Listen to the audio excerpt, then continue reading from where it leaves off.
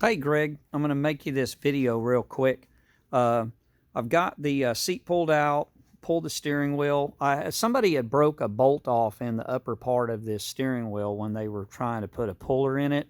I had to drill and extract the bolt out of that so I could get my puller on it. I went in and I upgraded, replaced that switch. I say upgraded. I put your new switch in here. I've got this wired up.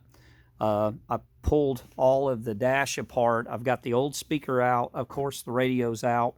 I went through all of this wiring. All of the bulbs are replaced in here. I've got the elimination bulbs down there for the two switches. I've got the elimination bulb in the RPM.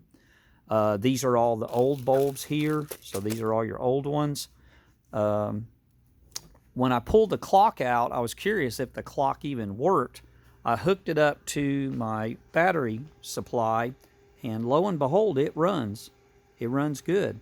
So, but what I made the video about to talk to you about is that clock, if I hook it up, and of course I know which wires go to the clock. I've got the two of them pulled right here. We've got the elimination one, and then this blue and black is going to be our constant power.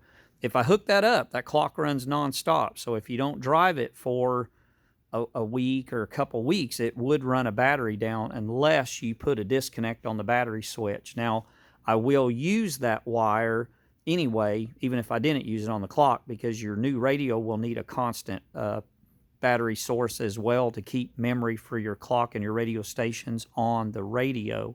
So text me, let me know what you want to do on that clock. It's totally up to you.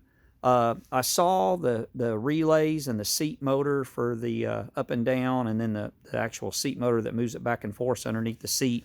I'll look and see if this switch is functional or not, and of course I can test these relays and make sure that it's functional. If it was me, I would want that to work. There's no doubt. You've got that equipment in the car. I would want it to work. The other thing I was going to tell you about is when me and Keaton unloaded it out of the trailer, I noticed that my generator light was on. Come out here and checked it, and the connection on that alternator was loose. I don't know why. Like if I say loose, if I moved it, it would start charging again. So I don't know if I've got a bad connection right here on this regulator or what, but if I move the regulator, it would start charging again. So I'm going to check that out once I get the dash back together, and we'll find out what's going on with that. Other than that, we should be pretty good. I think Keaton told me that I did have one light wasn't working. The brake light wasn't working over on the passenger side. I got to go back and look at that. But I'm going to be going back in with this dash tonight, get the radio and the speaker in it. Let me know on this clock, because I have to know what I'm doing with this clock. Am I wiring it up or not? But that's freaking awesome, man. That is awesome. You got a clock working. As far as I can tell, it didn't look like the clock had been reworked. So that's freaking awesome. It's keeping time. Anyway, let me know. Y'all have a good evening. Talk to you later. Bye.